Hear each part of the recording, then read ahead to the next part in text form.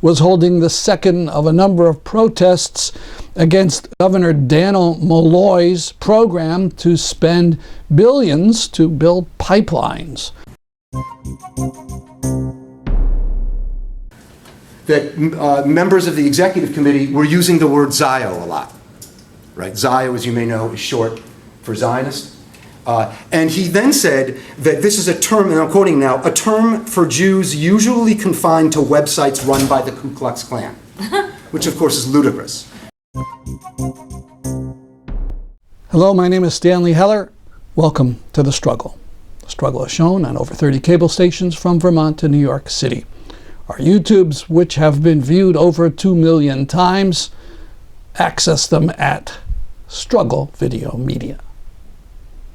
These photos are from a rally after the Orlando Massacre. It took place in Hartford, Connecticut. Very good to see a mix of gay activists and Muslim clerics. I saw the same at an interfaith service in a Connecticut mosque a few days later. It's looking like the man, the shooter, was a person totally confused and ashamed by his sexuality. So he decided to kill himself in a burst of super macho violence. Supposedly he made a pledge of allegiance to ISIS. It sounds like another hyper-masculine pose. Whether there are any real connections to terrorism is unknown at this point, but that hasn't prevented the politicians from thumping about and demanding that we bomb something. What made the attack so deadly was the fact that the killer used a semi-automatic assault rifle. Here's a Code Pink rally in D.C. calling for a ban on assault rifles. Guns are one thing, but a country that allows unlimited access to semi-automatics isn't a society, but a mass suicide pact. Now to West Hartford, Connecticut, outside the governor's mansion.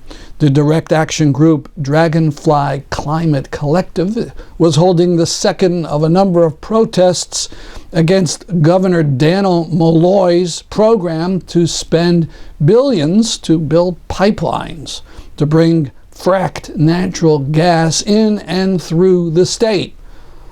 Fracking is turning out to be the most dangerous short-term cause of global warming. Their next protest is Friday, June 24th at 5. Go to Facebook and search Dragonfly Climate Collective for more information. A month later, on Sunday, July 24th, a major effort against fracking. Thousands will gather on the streets of Philadelphia before the Democratic Convention to demand an end to fracking. It's billed as the March for a Clean Energy Revolution. The fight against fracking is the major climate battle in the U.S.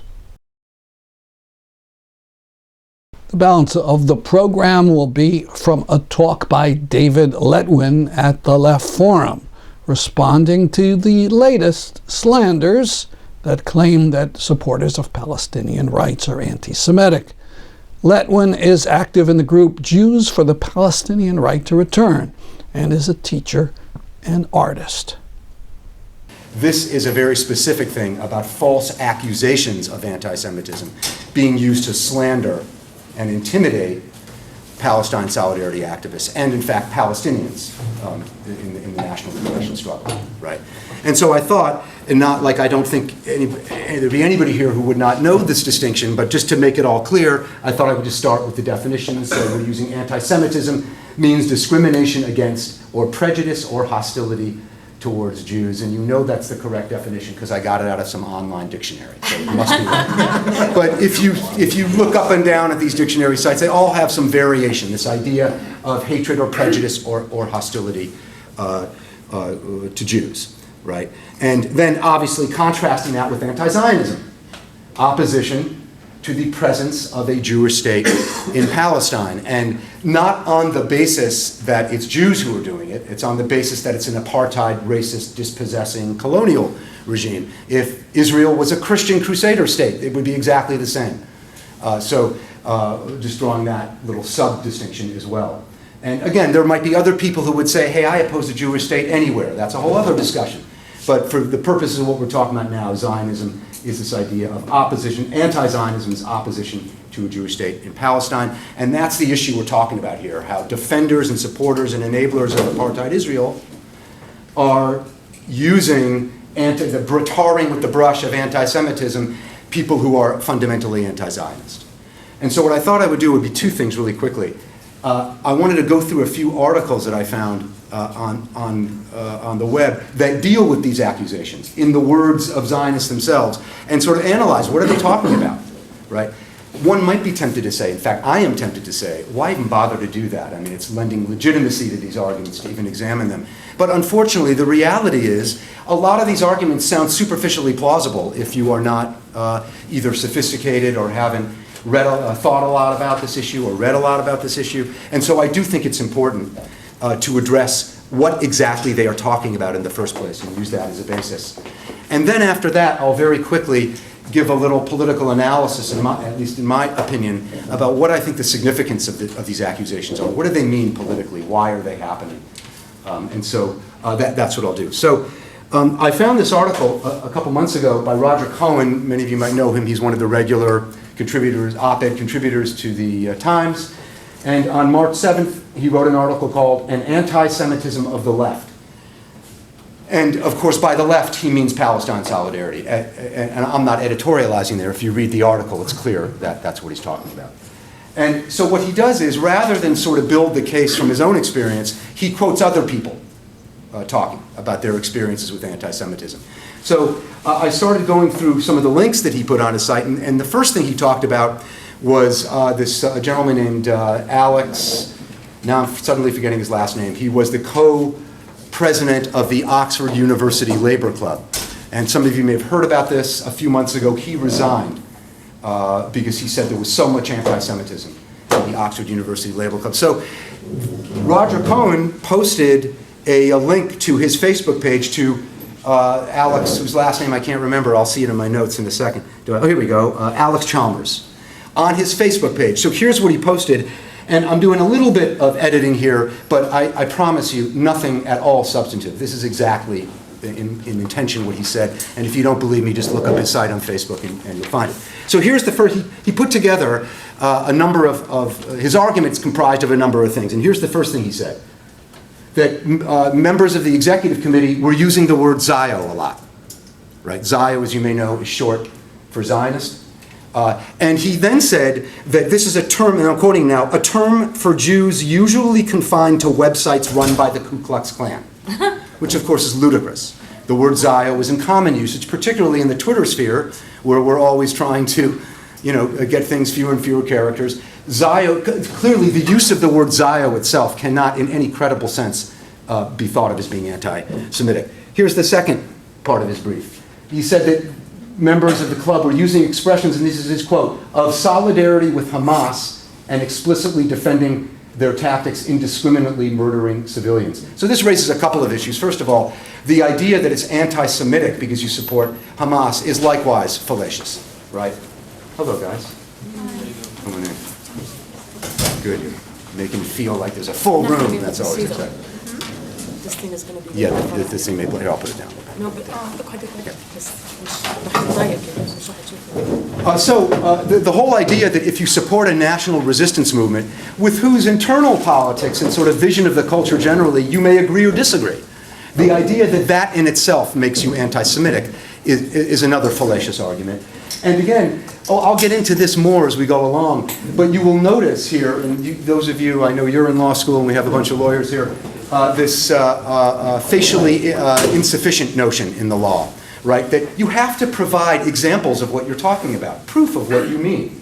And this is in his terms, not in words anybody else used. It conjures up images of people in the club running around going, yeah, kill indiscriminately, kill civilians indiscriminately. When in fact, nothing like that has ever been said, according to him. meaning he provides not a shred of evidence to suggest it's true. Or as they like to say, he's quoting himself, not the people he claims to be representing. And that's a very common tactic. I've done a lot of studying of this on my own, and I'm at pains to ever find concrete examples, meaning who said it, when did they say it, where did they say it, when most of these accusations are made. They are almost always in this kind of category. This is the third thing. A former co-chair claimed that most accusations of anti-Semitism are just the Zionist crying wolf. Now again, you may feel that's accurate, or you may feel it's not entirely accurate. It's sort of hard to understand how that in and of itself represents anti-Semitism, saying that no, Zionists are crying wolf most of the time. Again, you don't have to agree with what people are saying, but we're not talking about whether people are factually right all the time. We're talking about, does this qualify as anti-Semitism? By the definition certainly we've been using, hatred or anger towards Jewish people. And then this was the next thing he came up with. He was mad that the group that the union endorsed Israeli Apartheid Week over objections of Jewish students. And by the way, he described Israeli Apartheid Week. He said, the decision of the club to endorse a movement with a history of targeting and harassing Jewish students and inviting anti-Semitic speakers to campuses. Again, that's the extent of his evidence. He doesn't say who, where, when, what are you talking about, what's an example of what you mean.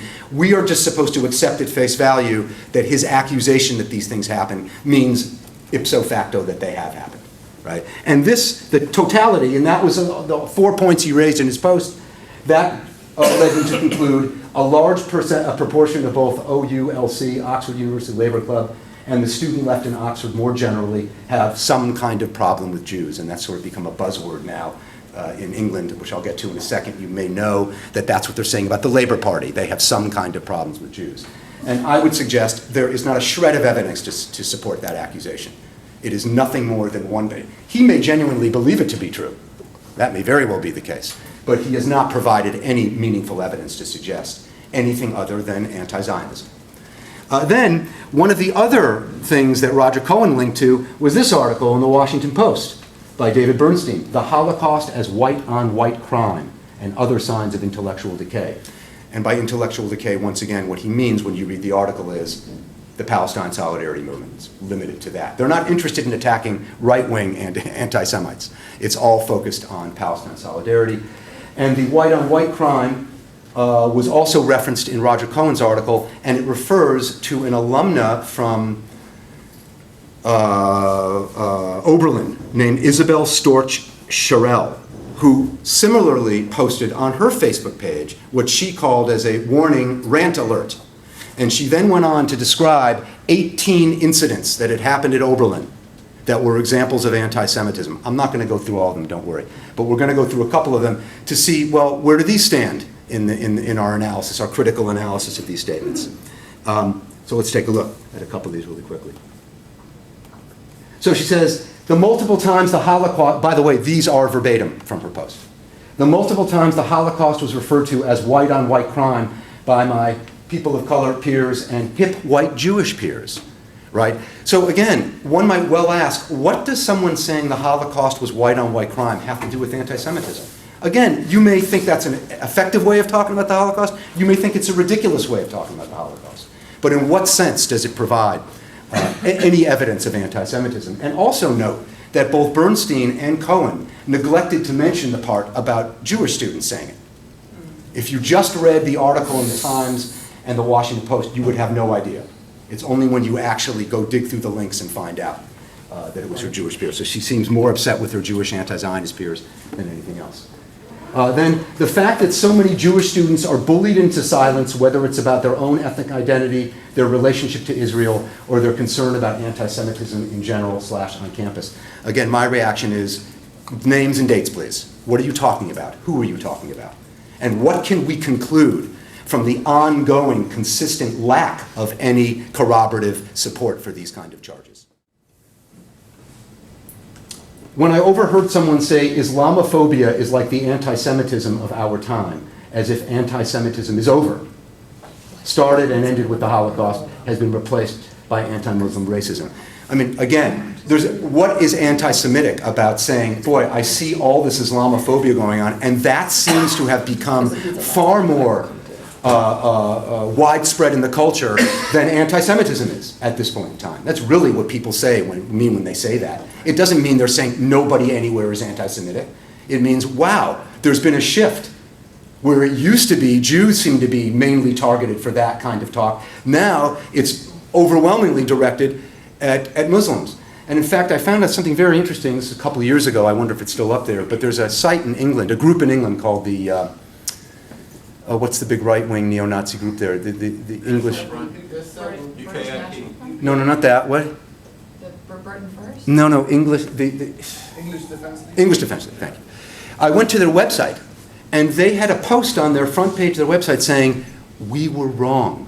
It's not the Jews. They're not the problem. It's Muslims. And then they went on to say, we are the biggest supporters of Israel because we want the same thing they want. We want a racially pure England. They want a racially pure Israel. Again, I've kicked myself for not having taken a screenshot of that and saved that for later use. I'll try and dig that up if I can as well. What's that? The English Defense League, the EDL. And then this is the last thing she said, that time, again, that time, that doesn't have a date or a place or any other corroborative elements. Someone posted flyers depicting the Israeli flag with a swastika, replacing the Star of David, and a derogatory slur for Jews as a caption. Now again, talk about facially insufficient. I mean, what slur are you talking about? I mean, if it's a slur, put it up there so people can see exactly what you're even talking about in the first place. It's not even mentioned. For all we know, she's talking about Zio. I mean, I don't mean to sound, petulant or dismissive. But again, the lack of any meaningful evidence, through which rational people could examine the truth of her charge. Now, this business about the swastika and the Israeli flag, I know there's a lot of discussion about all that. Some people have the view that, look, that's not efficacious, it raises more problems than it solves. That's a whole separate issue about whether it's efficacious to do it. But how it is that using Nazism as a baseline of evil and comparing other things to that evil, how that constitutes anti-Semitism is not at all clear to me. And I'm not being facetious. If it is clear to you, please raise it in the question. And by the way, if you think I've misanalyzed any of these, I'd be very glad to have to hear anybody share their insights into the meaning of these comments. So this constituted, there are 12 more things that she raised. Again, they are all nearly identical to this. The only reason I'm not showing them is just to save time. You can find out about it on the web yourself. And the reason I'm showing these is that they're not idiosyncratic. They're not just, these two particular people. They are completely consistent with the way anti-Zionists handle these accusations of anti-Semitism globally, as far as I can tell. That overwhelmingly, it's done without corroborative evidence. You are merely meant to believe the accusation because they say it's to be true. And when they do provide evidence, in other words, when they actually do show stuff that's being said, it is manifestly not anti-Semitic. And the only stuff that is anti-Semitic, they never show evidence that it's actually happened in the first place. So that, just to transition into my closing little portion here, to talk about what does it all mean? I mean, why is this happening? Why is it spreading around, this charge and this accusation? And again, let's start from the premise that a lot of people who make these accusations genuinely believe them to be true. I mean, we can't think of a world in which everybody is sitting around twirling their mustache, thinking, how can I be evil? No, a lot of people probably believe this to be the case. But putting that to one side, it seems to me there are several key issues going on here. The first is that this charge of anti-Semitism distracts, as they like to say now, pivots from the reality of the racist apartheid regime, the Zionist regime. It pivots attention away from that. And the actual demands of the at this point, most prominent representative of the liberation struggle, the BDS movement. The three demands being the end of the '67 occupation and the disassembling of the apartheid wall, the right of return for Palestinian refugees, and full equality in Israel. Full equality for Palestinians with Israeli citizenship. And it's to pivot away from both of those things. They don't want to focus on the reality of Zionism as an apartheid regime, and they don't really want to focus on what BDS is actually saying. I don't know how many of you know this, but there's this spreading state initiatives, anti-BDS initiatives, under the rubric of this broader umbrella called the 2016 Anti-BDS Initiative. That's been launched by some senators and congressmen. And it's acting as an umbrella group for city and state initiatives. There have now been a mess of these initiatives, none of which, contrary to what you might have heard, they don't criminalize BDS. They just say that the state should have no business with companies that follow BDS, right? Should not have any interaction with them. But what's interesting, if you read the text of all these resolutions, none of them mention what BDS demands. They don't say, boy, we've got to stop this thing. Because look, these people are talking about full equality. And they're talking about refugee rights. And they're talking about ending a military occupation. No, they can't do that.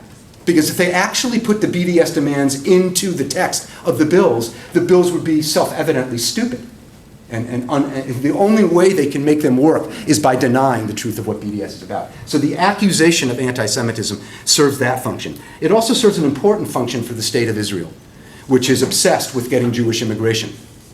There's what they call, I'm sure you've all heard this term, the demographic time bomb. What they mean by that is that at some point there are going to be more Palestinians in 48 Palestine than there are going to be Jews, and that means the end of the Jewish state, as the Israelis are only too happy to tell you if you ask them. And so one of their strategies has been to increase immigration to Israel. The birth rates for Palestinians is much higher than for Jewish families. They even set up a council called the Demography Council. They set it up, they disbanded it, they set it up again. I don't know if it's running now, but the main focus of the Demography Council was to persuade Jewish families to have more children, so there'd be more Jews than Palestinians. One of the key tactics to encourage immigration is to put in the minds of Jewish people around the world that there's prevalent anti-Semitism and that their lives are at stake.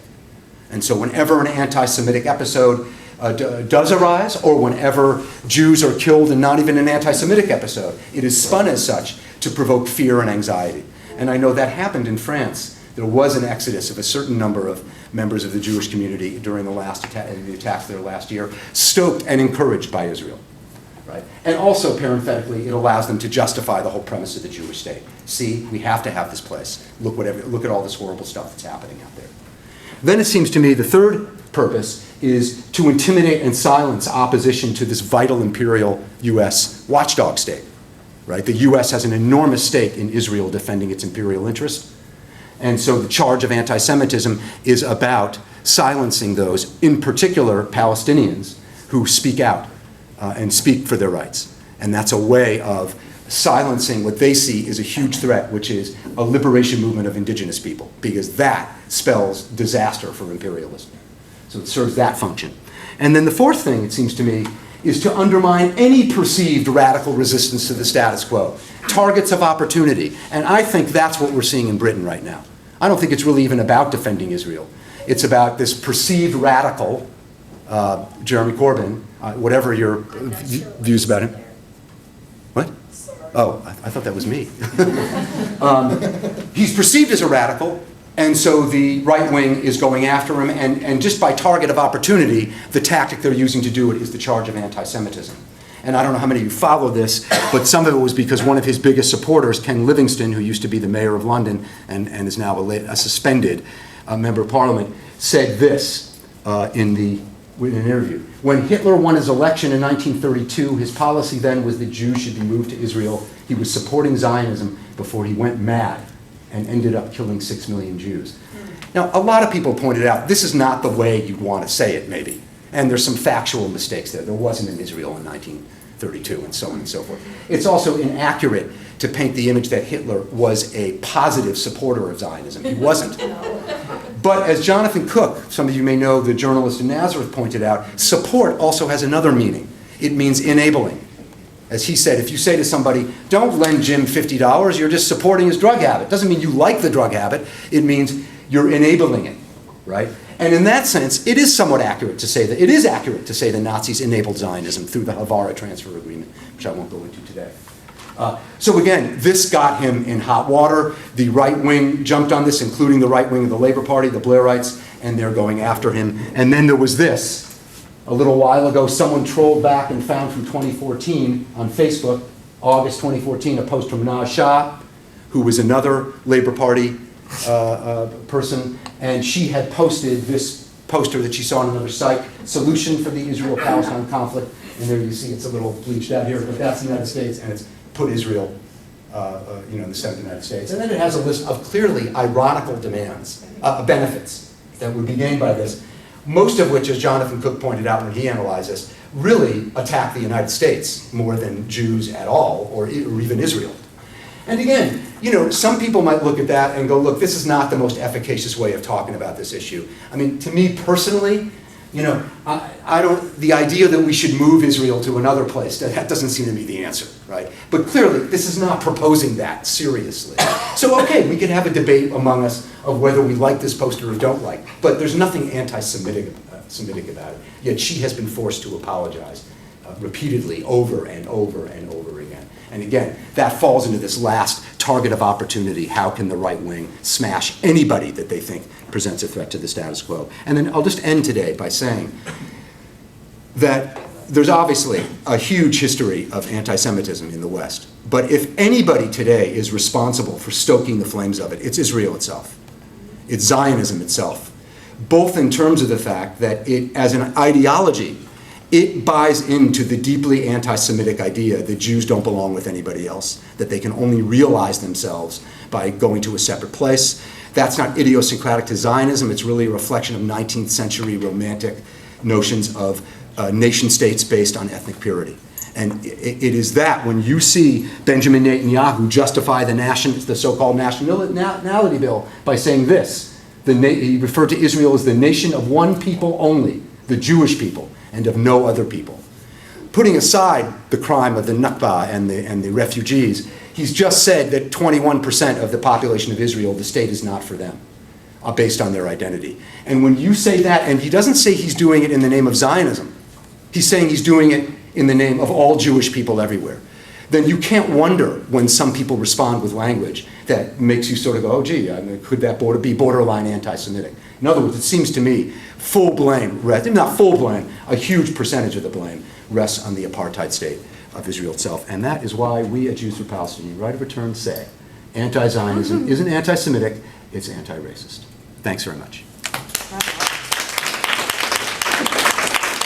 On this subject, go to our website for the latest on the witch hunt against former London Mayor Ken Livingstone because of his remarks about the Zionists and the Nazis in the 1930s. That's our program for today. See you next week at this time. I'm Stanley Heller, and this is The Struggle.